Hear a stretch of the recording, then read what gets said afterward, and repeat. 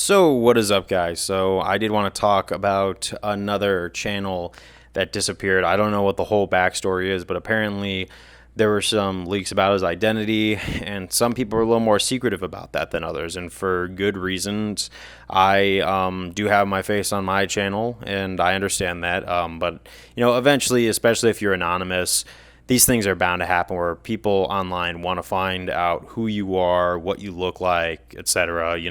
People have odd reasons. But there's a channel, DBDR, that I'm not a obsessive watcher of his channel, but I've watched a few of his videos and watched him go on some tangents, and um, I'm pretty sure that I relate to what this guy's saying on an odd level. Not 100%.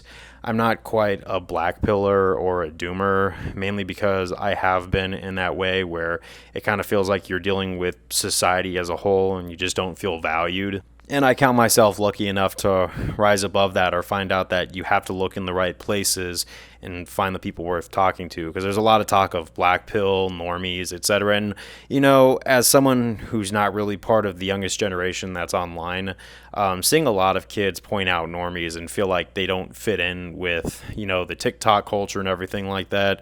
Every generation's had their version of that just didn't feel like they fit in, but in different ways. I guess, like, as a kid, a lot of my dismissiveness that I went through and everything like that caused me to make sure that I never wanted anyone to feel dismissed ever again. So I would always make sure I was on the same page with people, everything like that, which kind of became its own sack of potatoes because I realized not everybody has the same revelations you do or handle situations in the same way. But long story short, I do understand that, society is an interesting take. And I don't think a lot of these black pillars are quite crazy. Maybe they're looking at all of the bad and none of the salvageable good, because I think that like 80% of it could be considered bad. And then there's a 20% of so and so, from what I've seen, that are definitely people worth talking to and having conversations with and having deeper connections with and having like a brotherly, familiar atmosphere with. Atmosphere. I'm gonna say atmosphere mixed with feeling. That's gonna be a new one that I'm probably gonna use soon. But back to DBDR, because it kind of seems like this guy has a lot to get upset about in his life, and a lot of it's very real. And I understand what it's like to walk in those shoes because, like I said, the first phases of my life kind of took a downward spiral. I just didn't feel like I was really heard or looked after. I was put in therapy, but even then, they just kind of wanted to charge up with medications and stuff. And no matter how many times I said a lot of my problems are external, I was told that, I was defective, I needed these. And some of that followed into my adulthood. And then when I reached my mid-20s, when I finally took matters into my own hands and learned how to learn new skills and learned how to self-improve truly, it was a very big sense of hopelessness. I even remember my last therapy session with a young woman who was married and, didn't understand that we weren't living the same life path. And it just kind of seemed like she was trying to salvage and make sense of what it was. And I think that's the thing that got me to really be disillusioned with therapy is it's hard to put yourself truly in someone else's shoes. And I really view therapy as like the big good thing about it is you have someone to vent to, but it's really hard to give someone advice, especially from a non-self-righteous perspective, because that's the one thing I want to preface with this video.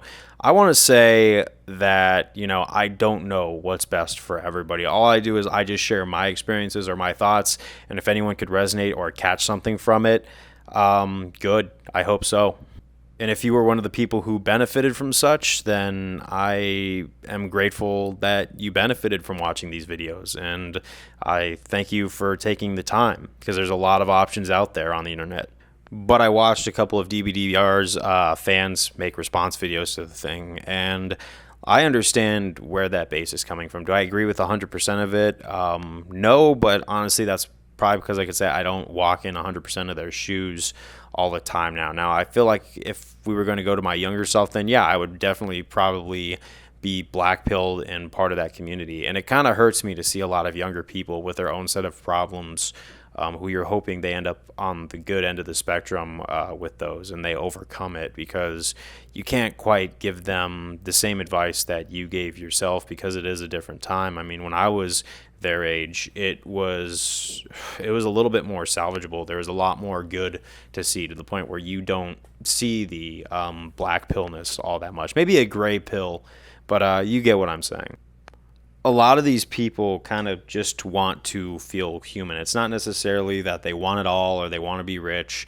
They kind of just want their fair share and to live their life and be happy. But I think the scales are so tipped that a select few people, get all of the resources in certain aspects, where a lot of people are kind of hung out to dry and, hey, I don't know what to tell you. And that goes for a lot of things. Sometimes it's money. Sometimes it's social interaction. Sometimes it's advice. Some people are given a whole bunch of guidance, while other people aren't given a single clue. And, when society doesn't truly educate its people on how to succeed, you can't really be so upset about why there's so many failures around. But I really don't know why people expect any differently, because, how can we expect anything to turn out differently? The screen that we live on has changed our lives in a number of ways. Sometimes for the better, but a lot of the time for the worse. And I think that's because a lot of people mishandle a luxury, and we like to make things out of nothing sometimes. Not necessarily I'm talking to the black pills, but the normies too, because that's the one thing about modern society is people like to take something that doesn't have drama and add drama to it. And if you say no to the drama, you're looked at as the odd one out. With a lot of people out there, not all, but a lot, you keep your word, you're looked at as the odd one out. And sometimes it just seems like a lot of people only want you when there's something to gain from your life. So I'm not one of those people who says that the black pillars are 100% delusional, but when I see stuff like this, I kind of can understand, especially with what I've been through in the past and what I've risen above. And I still count myself lucky to have risen above a lot of that stuff. Not everybody gets that chance to turn their life around and have a Karate Kid moment. It just doesn't exist there for everybody. So sometimes you have to just sit there painfully hoping that everybody turns out for the better, but that's not reality. And one guy said that, this is the one good thing that is going on in his life. And, I hope that's not the case, but that might just be the reality of what that guy's going through. And it's sad, because even though a lot of his content's very depressing, he does have a lot of good beats and a lot of potential for musical talent that probably gets overlooked a lot as well. And look, I understand that there's a lot of people out there who probably say, well, this kids just take ownership dismissively. And that's where I disagree, is you really never know. And maybe, there are some things he probably hasn't taken responsibility on, maybe, but we don't know that for sure. And I think it's arrogant to say that we know 100% of his life. All we could go by is what he puts out there.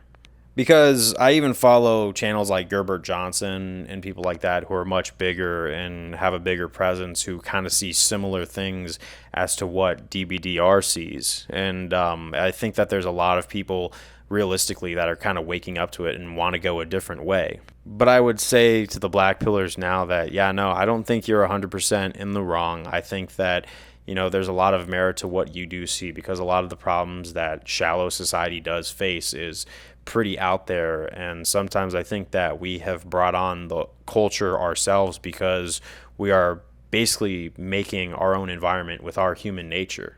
And no, I don't know what's going to fix your life, because I don't know every viewer's situation, but just something that you could probably take away from this video is that, I know situations like this, especially if you're a DBDR fan, and I've watched some of those videos, so I see that some of them are pretty outraged about the situation going down, because there's a person who kind of understands them that they could resonate with, who had to leave because of XYZ reasons. I would urge them to say that I firmly believe that there's a lot of people who are kind of waking up. And I think what's good is that a lot of people don't feel so alone, and that could take some pressure off of the pressure cooker of what a lot of people who kind of feel pushed away by society. And I think if we look at the bigger picture, it's not just young men who are pushed away by society. Sometimes there's young women who are pushed away by society. Sometimes older men, older women, just people of all sorts of shapes and sizes who kind of feel like society never welcomed them. And sometimes finding that community of people of, we see the same thing, it could be very reassuring. And that's what I want to say is, reassurance, especially in things like this, can be very helpful. Now, honestly, I'm going to land this plane though and say that I do hope things work out really good for DBDR. I hope he, finds a way to come back and focuses more on his music and his beats, because I actually really like those sometimes. Some of those beats are really pretty solid. And I really hope that he finds a kick in the right direction that's going to turn his life better, because some people just kind of get, in a bad way, and not everybody gets that wake up call or that smack awake. Metaphorical smack, of course. But whoever you are, if you're watching this video, just know that I understand that we are living in some very confusing times in all sorts of ways, shapes, or forms. And sometimes it just kind of takes one thing like this to kind of send people like myself down a thought rabbit hole of how did we get to situations where this is the new normal. Because like one of my favorite songs by Megadeth, called In My Darkest Hour, written by Dave Mustaine, it basically happened when his former bandmate Cliff Burton passed away, and it was that one triggering moment that got him to start thinking about the greater whole of his life. And this is kind of one of those things that it's just one of those moments where you start thinking not just about DBDR, but how all of this came to be in the beginning. And I guess you could say that this video is just my way of expressing it all. I know that there's a lot to unpack in this video, and I thank you guys very much for sticking with it, and I hope you guys got something with it. But I think I've said my piece. I hope that everyone kind of feels reassured who is part of that space. But just understand that if you're black pill, I understand where you're coming from, but try to look at the better picture. And I think that with all the tools we got, there's always a way to make things kind of better. But other than that, I've said what I gotta say. Peace out. I'll see y'all later.